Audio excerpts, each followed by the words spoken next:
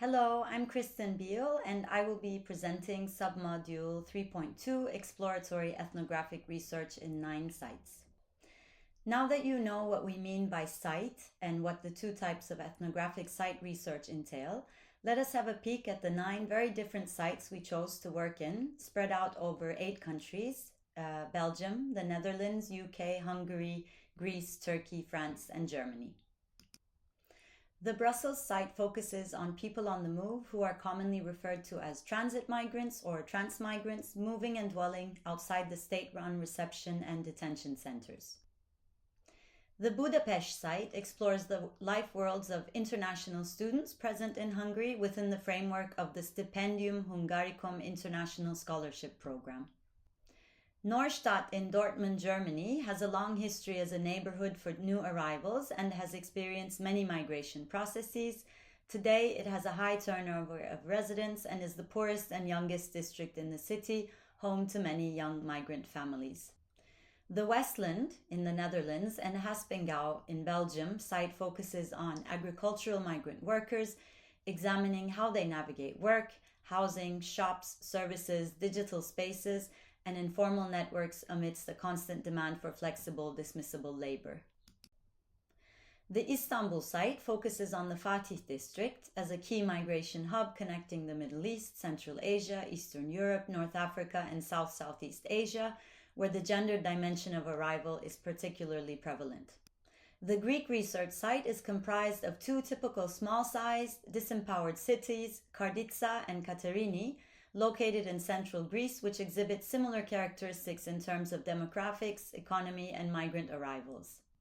The London borough of Barking and Dagenham faces challenges in ensuring socioeconomic inclusion amid rapid demographic changes, political history, funding restrictions, housing market issues, and national policies affecting migrants. The Paris site explores the post 2015 housing crisis for migrants and the various state and migrant led housing solutions, and in particular the role of historical foyers in this process. And last but not least, our second case in Greece, Thessaloniki, a key hub for migrants moving from Turkey to Northern Europe, is the focus of our research on homeless migrants and abandoned train wagons and occupied houses in the upper town. These are the 9 different sites with their own focus on a lively environment in which newcomers play an important role. Let us remind you that choosing such a wide range of sites was meant to diversify as much as possible our research experiences in order to build a rich basis for our inspiration toolkit and policy work. In order to give you a more in-depth idea of what the exploratory ethnographic research entailed, let us have a look at how reroute researcher Marton Bistrai from the NGO Menendek in Budapest presents his work. Hi, my name is Marton Bistray and I'm from Hungary and I work for Menedek Associations. 15% of the Hungarian higher education system students are foreign citizens and they participate in different forms of scholarships and financing frameworks. Within this, I focus on third country nationals who are beneficiaries of the Stipendium Hungaricum State Scholarship. They live in Budapest and study in the faculties of Eötvös Loránd University. International students have been visible in Budapest since late 60s, and during the socialist period, Hungary had exchange students from countries members of the socialist bloc, such as Cuba, Vietnam, Syria, Palestine, China, Iraq, Ghana, Sudan, and so on. This tradition continues today. Stipendium Hungaricum was established in 2013 as part of the Hungarian foreign strategy called the Eastward Opening.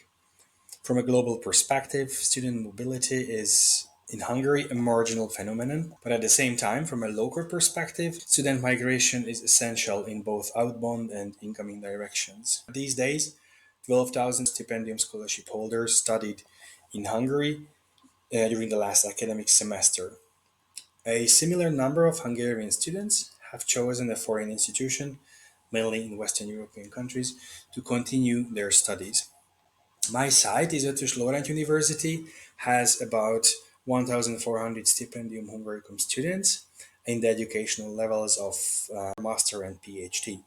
Students represent 70 nationalities and study more than 50 subjects in art, social sciences, humanities, and science. Becoming an international student in Hungary is potentially the first step in a migration pathway where, in the end, students most probably will become skilled migrant workers.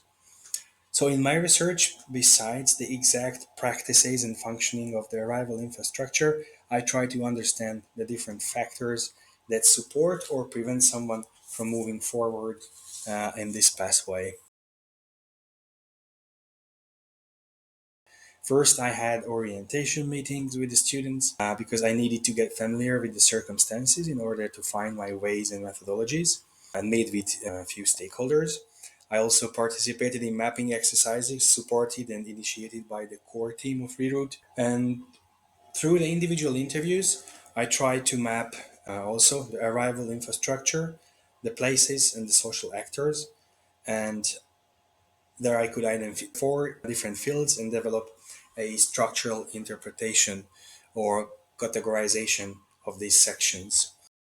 In my field, what I witness is the massive transformation period of these young people. And of course, it's because their age and because the situation, the arrival situation. And they also often bridge significant cultural distances and at the same time gain mobility and freedom in a transnational setting. The institutionalized student setting offers them new positions, and so it's somehow embedded in the program. Students can become mentors or cultural ambassadors or members of specific student councils, and they can organize petitions and establish student unions as well. So somehow they can be active citizens too. In conclusion of this module on explorative ethnographic research, we would like to highlight two important points. The first point is this: while each individual research site required a tailored approach to address the different specificities of arrival, along the way the research process was supported by collective activities.